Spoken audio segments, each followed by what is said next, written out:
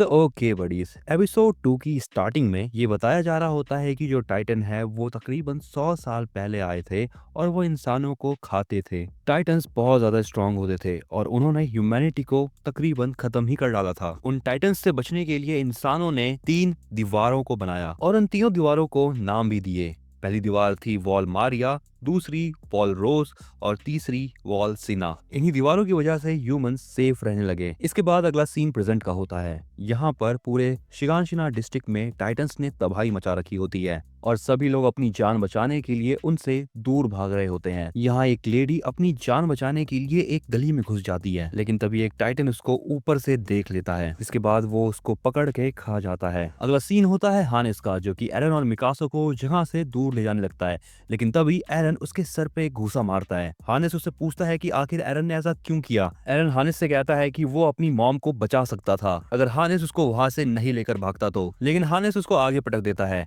और मिकासा अपने आप को छुड़वा के एरन की ओर भागती है। तभी उनके पास हानिस आके बोलता है, एरन तुम अपनी मॉम को किसी भी हालत में नहीं बचा सकते थे क्योंकि तुम कमजोर हो। वो ये भी कहता है कि उसकी हालत खराब हो गई थी जब उसने पहली बार उस टाइटन को देखा था तो, और इसमें बिल्कुल भी हिम्मत नहीं थी उस टाइटन को मारने की। इसीलिए अब हानिस एरन से माफी मांगता है, जिसके बाद वो एरन और मिकासा को वहां से ले जाने लगता है। वहां से जाते हुए मिकासा को एक फ्लैशबैक आता है और वो कहती है, आखिर ये फिर से हो गया। दूसरी ओर शिगानशिना डिस्ट्रिक्ट में ये टाइटन्स अभी भी इन इंसानों को मार कर खा रहे होते हैं। गैरिसन रेजिमेंट का एक सोल्जर इन सभी को कह रहा होता है कि वो जल्दी से जल्दी गेट की ओर भागे। यहाँ पर कुछ बड़ी बड़ी सी नाव होती हैं जिसकी मदद से ये लोग गेट के अंदर जा सकते हैं। यहाँ पर अब हमें पता चलता है कि शिगानशिना डिस्ट्रिक्ट सबसे बाहरी वॉल यानी वॉल मारिया से चिपका हुआ है, इसीलिए यहाँ पर सबसे ज्यादा टाइटन्स आते हैं। सभी लोग इस बोट से अंदरूनी दीवार की ओर जाने वाले होते हैं। यहाँ पर आर्मिन भी एक बोट पर होता है जो कि एरन और मिकासा का इंतजार कर रहा होता है, और आर्मिन को तभी ये दोनों दिख जाते हैं। आर्मिन नोटिस कर लेता है कि एरन बहुत ज्यादा दुखी है। दूसरी ओर गैरिसन रेजिमेंट के सोल्जर्स कैनन्स को तैयार कर रहे होते हैं ताकि वो टाइटन्स को मार सके। अब यहाँ पे जो बोट्स होती हैं वो सारी भर जाती हैं और सोल्जर्स बाकी बचे हुए लोगों को अंदर ले जाने से रोक रहे होते हैं। दूसरी ओर ये लोग कैनन से अटैक कर तो रहे होते हैं, लेकिन उन टाइटन्स को ये कैनन लग ही नहीं रहे होते और अब ये इनर गेट भी बंद होने वाला होता है। अब ये सोल्जर्स भी अपनी जान बचाने के लिए वापस जाने लगते हैं सारी कैनन्स को छोड़कर। हानिस इन लोगों को गेट बंद करने से मना कर रहा होता है। वो कहता है कि अभी भी बहुत सारे ऐसे लोग बचे हुए हैं जिन्हें गेट के उस पार जाना है। तभी यहाँ पर 2 सोल्जर्स आते हैं और वो हानिस से कहते हैं कि उन्हें जल्द से जल्द गेट को बंद करना होगा क्योंकि टाइटन्स यहीं पर आ रहे हैं। अगले सीन में एक बहुत अलग टाइप का टाइटन दिखाया जाता है जो कि सीधे भागते हुए इन्हीं सोल्जर्स की तरफ बढ़ रहा होता है। उसको अपनी ओर आता हुआ देखकर ये सोल्जर्स उसकी तरफ कैनन को फायर कर देते हैं, लेकिन उसके ऊपर उन कैनन्स का भी कोई असर नहीं होता। अब ये सोल्जर्स अपनी जान बचाने के लिए गेट की ओर भागने लगते हैं, लेकिन ये टाइटन उस गेट को भी तोड़कर अंदर घुस जाता है। अगले सीन में बताया जा रहा होता है कि शिगानशिना डिस्ट्रिक्ट में जो कुछ भी हुआ उसकी खबर सभी शहरों में फैल गई। यहाँ पर कुछ लोग इस बारे में बात कर रहे होते हैं कि वो वॉल इतनी ज्यादा स्ट्रांग थी जो पिछले 100 सालों में भी नहीं टूटी, वो अचानक से कैसे टूट गई। इनमें से एक आदमी कहता है, क्या तुम जानते हो शिगानशिना डिस्ट्रिक्ट से बहुत सारे लोग यहाँ पर आ रहे हैं। सुनने में आया है कि तकरीबन 500 लोग थे उस बोट के ऊपर। तभी ये आदमी कहता है, हमें जल्द से जल्द सेंट्रल गवर्नमेंट को ये सारी चीजें रिपोर्ट करनी चाहिए। अचानक से एक सोल्जर यहाँ पे आता है और वो इन सबको बताता है, एक टाइटन ने वॉल मारियो को तोड़ दिया है और टाइटन्स अब यहाँ पर घुस चुके हैं। अब यहाँ पर बहुत सारे टाइटन्स उस दीवार से अंदर आ रहे होते हैं और उन सभी को देखकर हानिस की हालत खराब हो जाती है। बोट पर बैठे हुए सभी लोग बहुत ज्यादा डरे हुए होते हैं।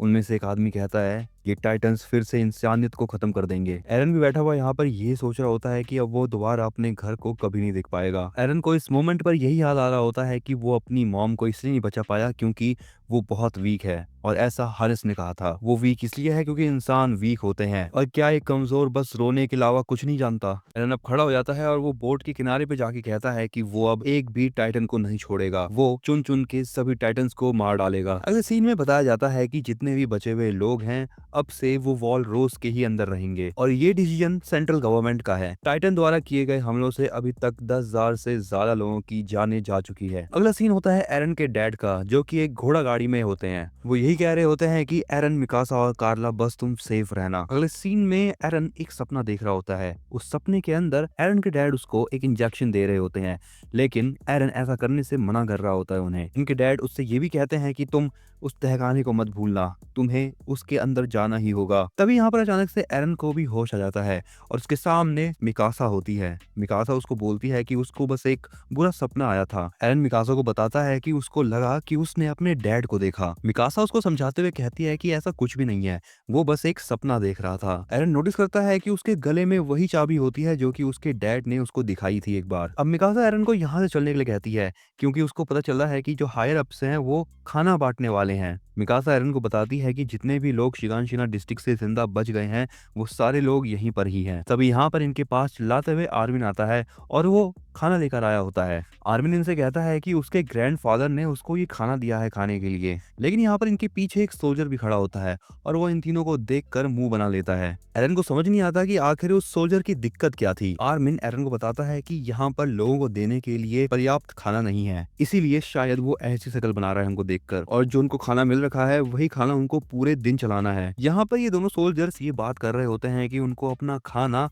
इन आउटसाइडर्स के साथ बांटना पड़ रहा है। अगर वो टाइटन्स इस वॉल के अंदर आ जाए तो वो पक्का इनमें से बहुत सारे लोगों को खा लेंगे। सच बताऊं तो ये लोग किसी भी काम के नहीं है। एरन को सोल्जर की बात सुनकर गुस्सा आता है और वो सोल्जर के पास जाता है और एरन उस सोल्जर को लात मार देता है। अब ये दोनों सोल्जर मिलके एरन की पिटाई कर देते हैं। एरन इनसे कहता है कि तुमने उन चीजों को कभी देखा नहीं है, इसलिए तुम जानते नहीं हो कि कैसा फील होता है। वो लोग नहीं जानते कि टाइटन्स लोगों के साथ आखिर करते क्या है। एरन की बात सुनकर ये सोल्जर एरन की पिटाई करने के लिए आगे बढ़ता है, लेकिन आर्विन बीच में आ जाता है और वो माफी मांग लेता है एरन की ओर से। आर्विन उस सोल्जर को बताता है कि उसका दोस्त बस भूखा है इसलिए वो चिड़चिड़ कर रहा है। ये सोल्जर उससे कहता है तुम जानते हो हमारी वजह से ही तुम लोग भूख से नहीं मारे गए अभी तक, और ये बात तुमको अच्छे से पता होनी चाहिए। एरन को उस सोल्जर की बात बिल्कुल ही पसंद नहीं आती और वो कहता है मैं बिल्कुल नहीं चाहता कि ये लोग हमारी मदद करें। अगले सीन में एरन इन दोनों के सामने एक जगह पर बैठा होता है और वो इनसे कहता है कि वो दोबारा से वॉल मारिया की ओर जाएगा और सभी टाइटन्स को मार डालेगा। आर्मिन एरन से पूछता है तुम सीरियस नहीं हो ना, पक्का बताना।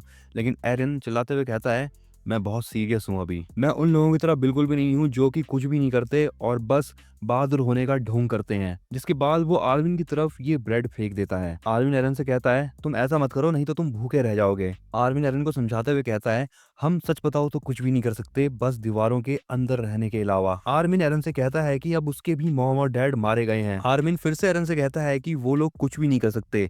ये बात सुनकर एरन बहुत ज्यादा गुस्सा हो जाता है और वो आर्मिन के ऊपर गुस्सा करने लगता है और उसको बहुत बुरा बुरा बोलने लगता है। एरन की बात सुनकर मिकासा एरन को पंच कर देती है। मिकासा एरन को समझाती है हमारे लिए अभी जिंदा रहना काफी ज्यादा इंपॉर्टेंट है। अब मिकासा आर्मिन के हाथ से ब्रेड ले लेती है और वो एरन के मुंह में उस ब्रेड को घुसा देती है और वो ये कहती है अगर तुम्हें जिंदा रहना है तो तुम्हें खाना होगा। इसके बाद आगे पता चलता है जितने भी रेफ्यूजीज हैं उन सभी को खेती का काम दे दिया गया ताकि फूड की कमी ना हो पाए, लेकिन इस चीज से कोई भी फर्क नहीं पड़ा और खाने की कमी बनी रही। इसके बाद सेंट्रल गवर्नमेंट ने बहुत सारे रेफ्यूजीज को एक मिशन पर भेजा और वो मिशन था वॉल मारिया को वापस कब्जे में लाना। इस मिशन के अंदर आर्मिन के दादाजी भी जाते हैं। उस मिशन में 2,50,000 लोगों को भेजा गया, लेकिन 200 लोग भी मुश्किल से बचे। वो लोग भले ही मारे गए लेकिन उनके मरने की वजह से फूड शॉर्टेज थोड़ा कम हुआ, यानी अब खाने की कमी पूरी होने लग गई थी। अगला सीन होता है आर्मिन और उसके दोस्तों का।